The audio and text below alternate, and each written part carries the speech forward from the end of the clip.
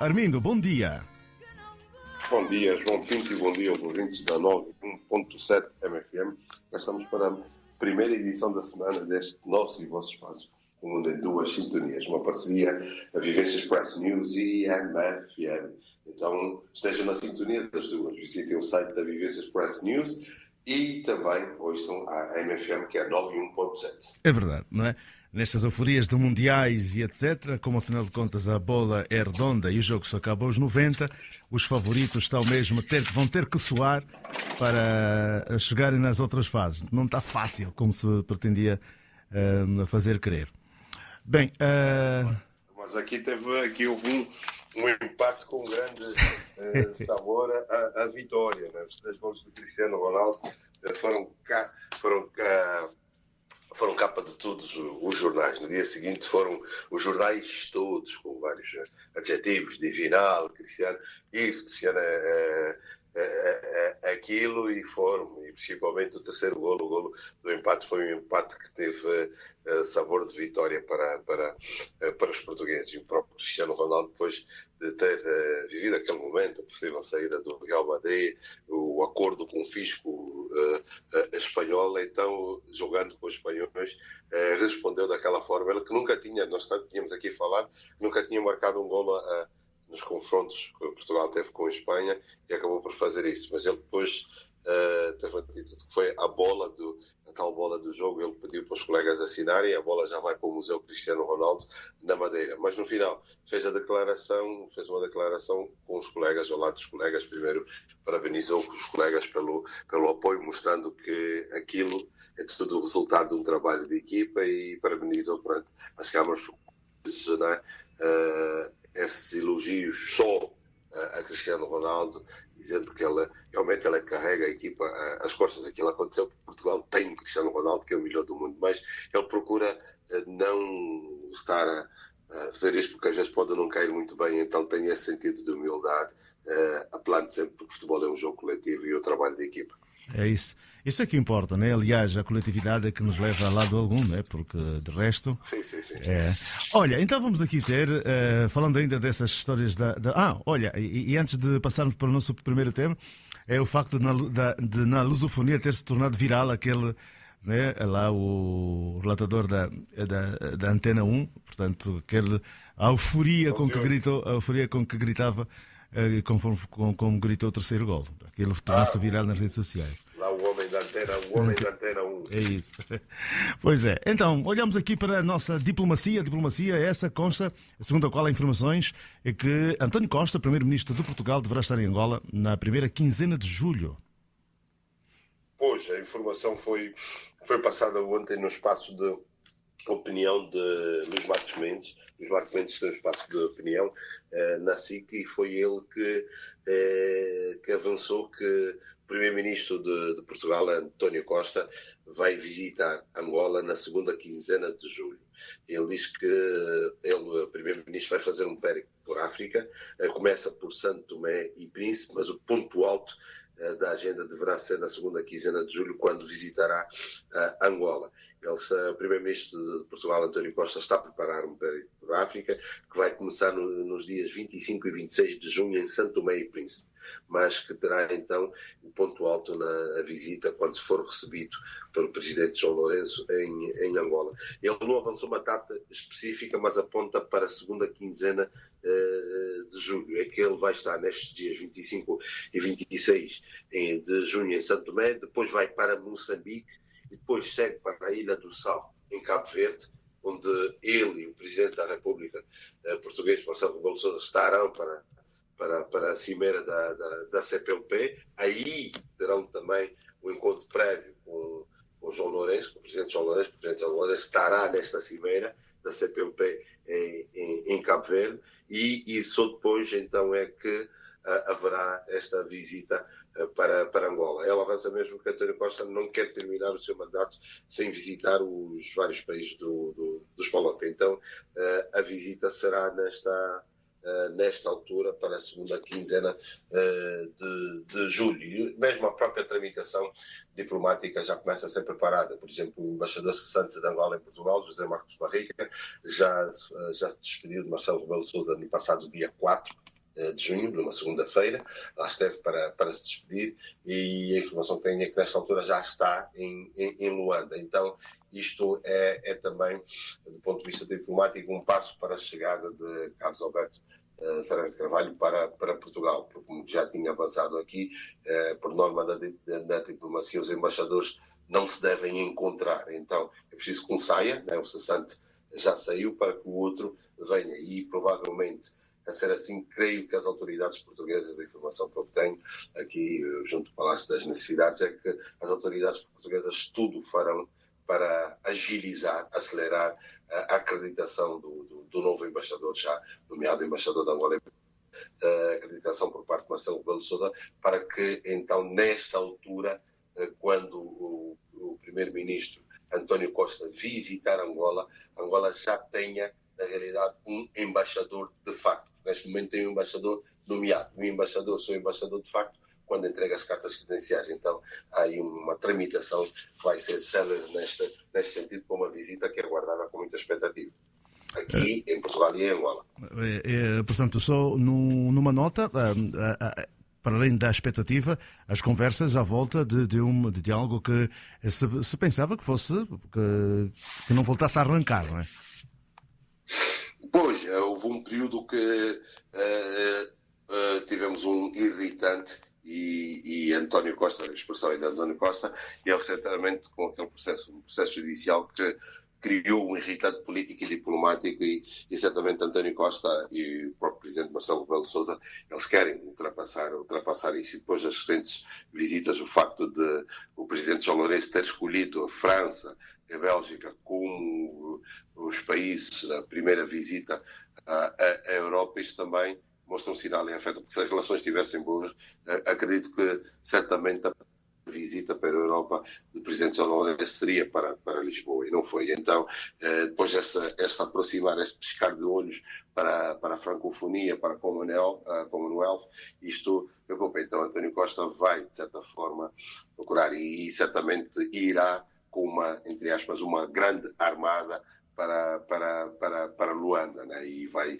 certamente tentar recuperar algum tempo que foi perdido, porque, olha, mesmo a nível, eles estão nos Estados Unidos, eles coordenam muita gente, ele e o próprio Presidente da República, Marcelo Rebelo de Sousa, no final deste mês vai aos Estados Unidos, onde será recebido por Donald Trump, mas nesta quarta-feira ele estará na Rússia. Ele vai assistir o jogo da seleção portuguesa com Marrocos e vai reunir-se com o líder russo Vladimir Putin. E estará também um outro português, que é António Guterres, que é secretário-geral das Nações Unidas, vai assistir o jogo de Portugal e também vai ter este encontro com Vladimir Putin. Então há uma série de contatos, há uma agenda que eles têm uma agenda política e diplomática muito interessante. Ontem mesmo, falando disto, de visitas de António Costa, ontem aconteceu algo curioso. Foi o aniversário, foi o primeiro ano daquela situação dos incêndios em Pedrógão Grande, foi 17 de junho de 2017 que os incêndios fizeram 66 mortos, 253 feridos e atingiram cerca de meio milhar de casas, né? Foram 50 empresas afetadas e devastou 53 hectares do território, dos quais 20 hectares 53 mil hectares do território, dos quais 20 mil hectares eram de floresta. E ontem houve a cerimónia com as famílias, uma cerimónia organizada pela Associação das Vítimas, e António Costa não foi convidado. Ele esteve na missa, na homilia, em homenagem, mas não foi convidado para essa cerimónia. Foi o presidente Marcelo Rebelo de Sousa, mas ele não. Já o ano passado, no Natal, no jantar solidário, Marcelo Rebelo de Sousa foi convidado para essa associação e ele não. Isto é muito reflexo de que as famílias das vítimas e essa associação entende que houve muita negligência por parte do governo liderado por António Costa a lidar com essa situação dos incêndios e responsabiliza mesmo este governo pelas vítimas mortais que estes incêndios causaram. Era só esta nota que era importante dizer, o facto dele não ter sido o chefe do governo português, ter estado lá na homilia, mas não foi convidado para esta atividade. Pois é, ainda continuando em Portugal, vem um alerta dos Estados Unidos. Os americanos são muito cuidadosos nestas situações segurança. A segurança para os americanos é prioridade número um. Eles as embaixadas deles em todo o mundo, sei aqui em Portugal, é também com Angola, em todo sítio, e eles colocam sempre isto. E isto vem, os Estados Unidos avisam para perigo de atentados em Lisboa, porque a Embaixada dos Estados Unidos em Lisboa tem difundido alertas que apontam para a possibilidade de ataques visando cidadãos americanos. Então, igrejas, locais turísticos e zonas movimentadas estão na lista dos pontos possíveis, pontos sensíveis.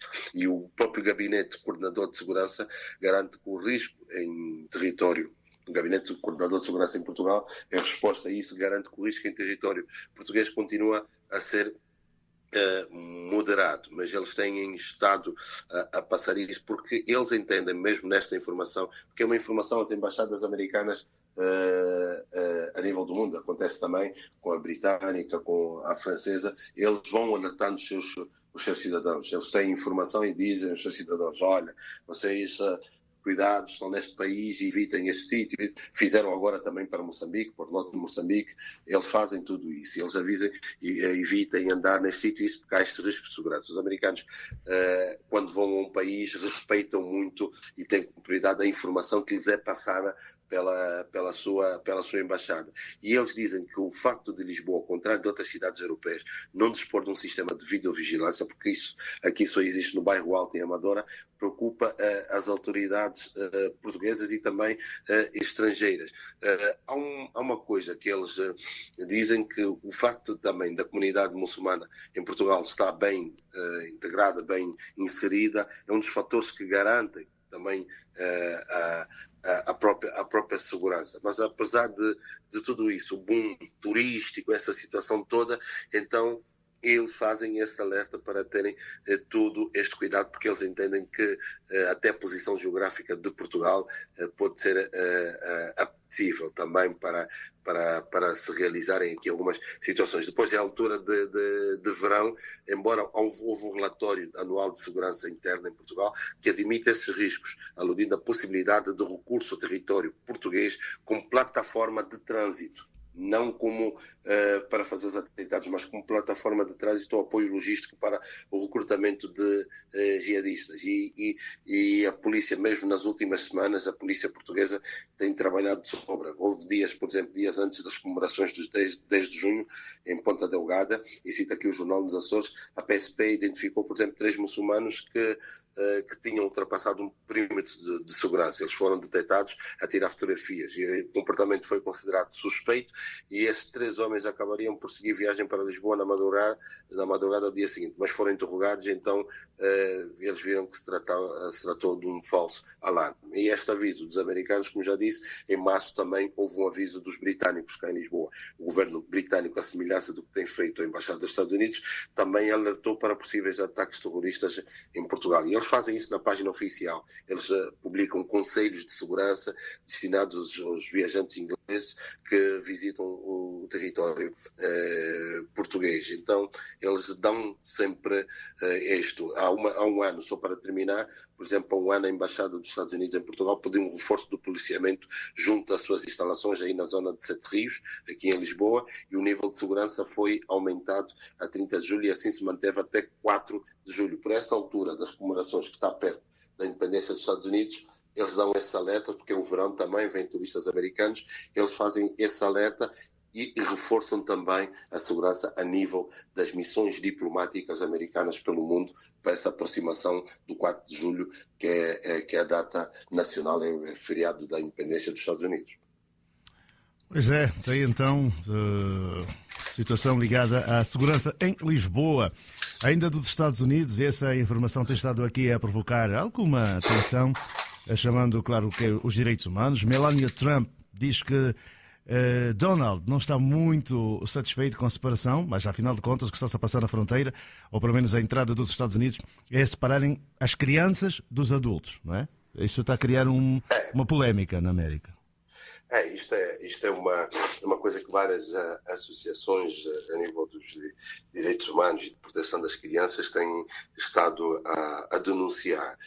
E logo para os Estados Unidos, um país que muitas vezes se aparece como o maior propagador ou da democracia pelo mundo, até às vezes querem passar a ideia de que eles é que inventaram a democracia. A democracia nasceu na Grécia, não foram os americanos, mas eles muitas vezes passam em si este paradoxo, às vezes com um país que vai sempre alertando para os outros a nível dos direitos humanos, mas acontecem muitas violações. E neste caso, há 2.000 crianças separadas dos pais à entrada dos Estados Unidos da América. São quase 2.000 crianças que foram separadas das suas famílias na fronteira dos Estados Unidos com o México num período de 6 semanas. E isto, João Pinto, devido a uma política de combate à entrada ilegal nos Estados Unidos. E estes números são do Departamento de Segurança Nacional dos Estados Unidos e mostram que entre 1 de outubro de 2017 e 31 de maio de 2018, pelo menos 2.700 crianças foram separadas dos pais à entrada nos Estados Unidos.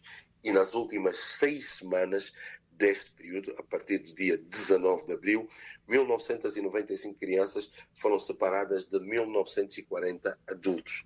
Isto significa que, em média, 48 crianças por dia foram afastadas das suas famílias e enviadas para lares de acolhimento ou mesmo centros de detenção, pessoal.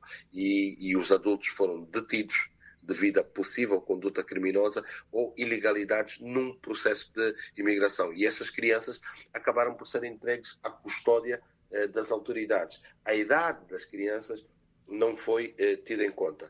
É que alguns especialistas, mesmo nos Estados Unidos, e não só, consideram que estas separações fazem parte de uma estratégia política da administração de Donald Trump.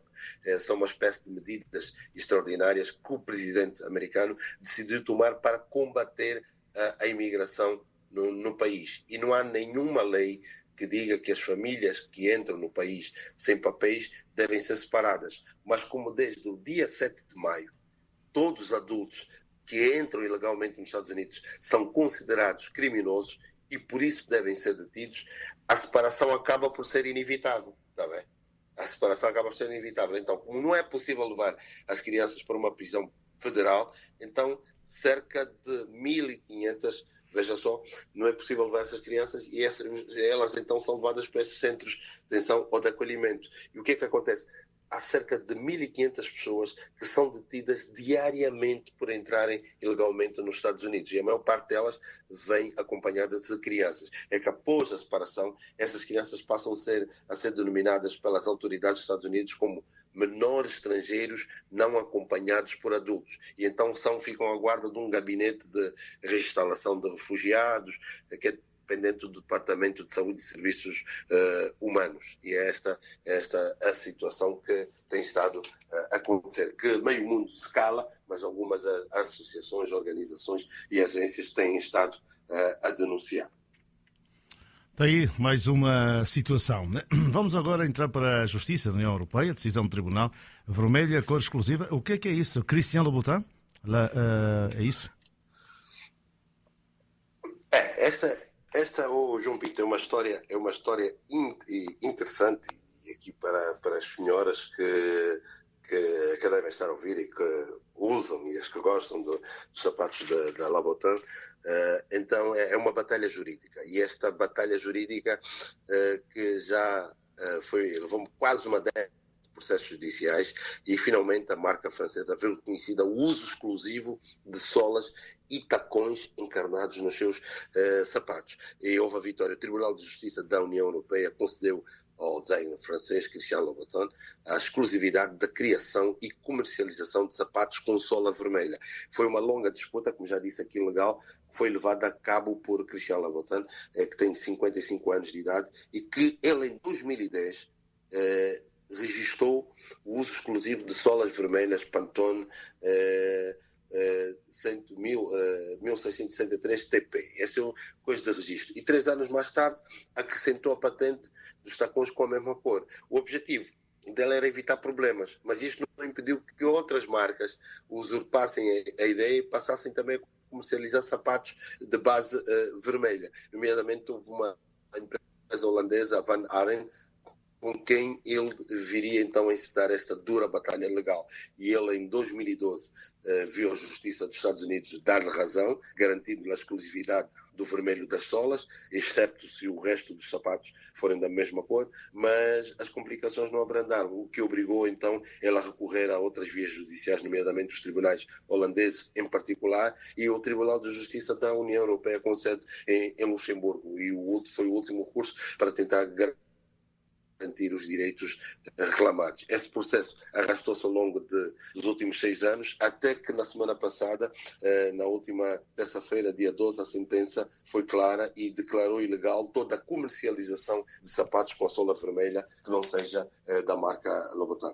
E o tribunal assegurou que uma cor pode mesmo ser registrada como marca e que a utilização da ideia por outras empresas é contrária à lei de marcas da União Europeia. Este era o argumento que os holandeses não esperavam ver reconhecido, e uma vez que eles argumentaram sempre que cores não são sinónimos de exclusividade de nenhuma marca, mas o Tribunal Europeu assim decidiu e então foi. Esta história das solas vermelhas, o jornal El País contou há pouco tempo, a semana passada, e disse que foi na década de 90 quando Christian Louboutin debatia-se com falta de ideias para completar uma coleção, quando reparou numa colaboradora que tinha as unhas pintadas de vermelho. Então foi clique para uma ideia que viria a se tornar revolucionária. E então aconteceu. O vermelho da sola de sapato é uma marca exclusiva deste senhor francês. João Pinto, não te atrevas a te meter em sapatos femininos e a pôr solas vermelhas sem pedir a autorização ao homem que agora tem os direitos e tem a exclusividade. É o senhor francês Christian Louboutin. É isso, fica sempre o alerta. Olha, já aqui para terminarmos, então, tem mais uma vez, tal como tem vindo a ser partilhados, e aliás já tinha posto aqui também na agenda do programa para falar um pouco mais tarde, exatamente como as pessoas manipulam e usam imagens de cidadãos, ou pelo menos tentam fazer crer que algumas das imagens são de pessoas cá da Terra, e etc, etc, etc, não é? E nem tu nem eu estamos ainda livres disso. Tampouco a própria pessoa que eventualmente vá à busca dessas imagens para poder denegrir, enfim, fazer com que as pessoas pensem que se trata de uma pessoa quando de facto não é, não é? Isto é um grande perigo, João Pinto, e nós, ao longo de mais de um ano deste nosso espaço, temos feito uma intervenção no combate às fake news. E eu tenho dito, nós, mesmo em Angola, ainda estamos a minimizar este debate das falsas notícias, das fake news.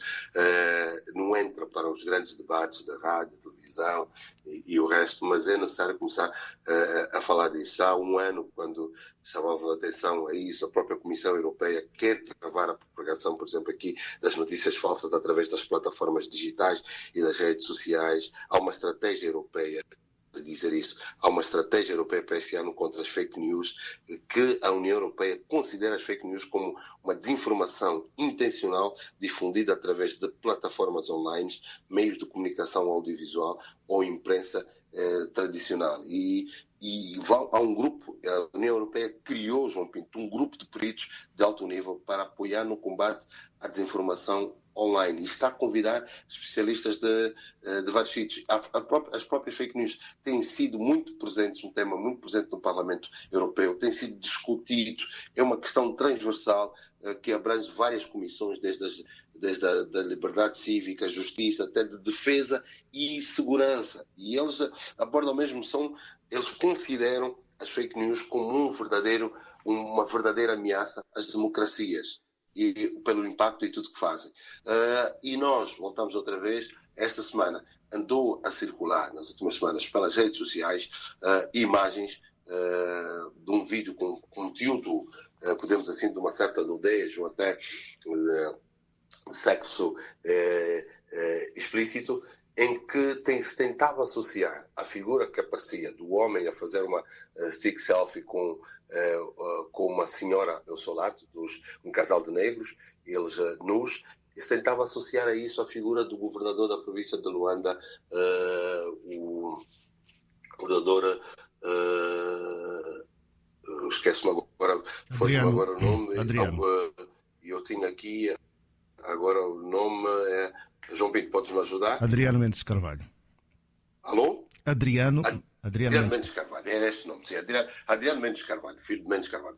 Adriano Mendes Carvalho, é este nome, que se tentava associar a figura de Adriano Mendes Carvalho, o governador da província de Luanda, a esta imagem. Primeiro, começaram colocando a imagem e um relógio, tentando associar um relógio da marca Rolex ao governador de Luanda e colocando lá o preço do tal relógio. Depois, isto avançou para esta fotografia e as pessoas pegaram e continuam a partilhar. Partilharam em grupos, foram passando, porque é muito fácil partilhar isso quando se quer difamar, caluniar, e as pessoas partilham. Nós temos sempre chamado a atenção, façam um contraditório, falem com pessoas para tentar saber se aquela imagem não, porque muitas vezes quando se está a partilhar, está também a se disseminar isso, a se tornar viral isso. E quando são coisas que atentam à imagem ou o bom nome das pessoas, o melhor é não pegar e não partilhar, porque estaremos a fazer o jogo dessas pessoas que preparam e colocam isso. Esta imagem é de um jornal sul-africano, o Daily Sun, do dia 15 de junho, em que fala dos perigos das pessoas na sua intimidade, filmarem esse tipo de situações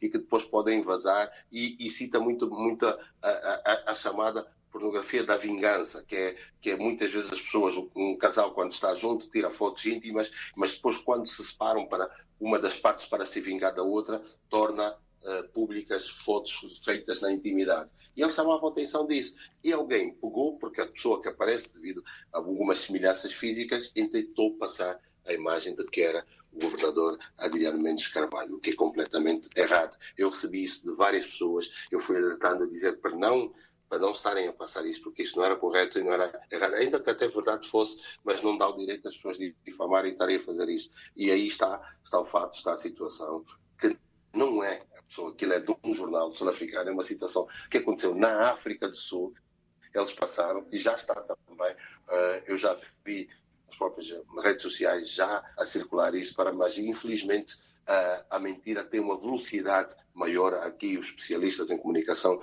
aqui em Portugal dizem que a mentira tem uma velocidade 6 vezes e meia maior, é 6 vezes e meia mais rápida do que a verdade, e ela vai passando. Infelizmente, aquelas pessoas que partilharam, outros grupos, a mentira, não vão partilhar a verdade com a mesma velocidade. João Pinto. Pois é, são essas situações que devem começar a ser vistas e, pelo menos... Bem, quando se trata de deitar abaixo, né, é sempre muito mais fácil do que tentar segurar ou tentar ser solidário. Né? Portanto, as pessoas, as primeiras que começaram a partilhar, é já com aquela maldade completa em querer dizer, ou seja, minar a caminhada de outra. Isto é verdade. E são essas situações que devemos ter muito cuidado, porque amanhã somos nós que estamos sujeitos a isso, as pessoas só viram pessoas próximas a nós, então é preciso começar a fazer uma pedagogia, uma educação às pessoas neste sentido, para elas ficarem alertas em relação a estas fake news, porque muitas vezes, João Pinto, quem prepara isso, quem dissemina, às vezes não está em Luanda, às vezes está num gabinete aqui na Avenida da Liberdade em Portugal, no Champs-Élysées em França, na Quinta Avenida em Nova York, ou até em Londres, Manchester, um outro sítio. E faz, e aquilo torna até chegar à verdade. As pessoas que muitas vezes não querem buscar a verdadeira verdade, assim, entre aspas, não querem estar esse trabalho, porque é sempre muito mais fácil difamar, botar abaixo, como tu dizes, do que elogiar. E como as pessoas, nós vivemos muito de uma situação em que ficam mais preocupadas com o sucesso dos outros do que com o seu próprio fracasso, então tudo aquilo que é negativo, eles passam a idade. E muitas vezes até são pessoas esclarecidas. As pessoas que partilham isso nos grupos do WhatsApp, de Facebook, que vão partilhando mesmo em privado ou em público, e que darem ideia, não é verdade, é mesmo isso, e afirmam categoricamente, são pessoas esclarecidas até, mas às vezes vem ao de cima a necessidade de difamar e caluniar e a reserva da vida privada das pessoas. Então fica esse esclarecimento, quem está a ouvir, deixem de partilhar aquilo, não é a tal pessoa em causa, e depois tem que ter em conta os transtornos que isso causa, até não só para o visado, mas porque as pessoas têm família. As pessoas têm família e principalmente isso é que mais afeta as pessoas, porque essas situações tocam e afetam as famílias. Armindo, um grande abraço então, voltas muito bom dia, boa segunda-feira. Nós vamos agora ter notícias na hora, aqui na hora certa. Um abraço. Um abraço, João Pinto, e estamos de volta na quarta-feira. Tudo bom. Tudo bom para ti também.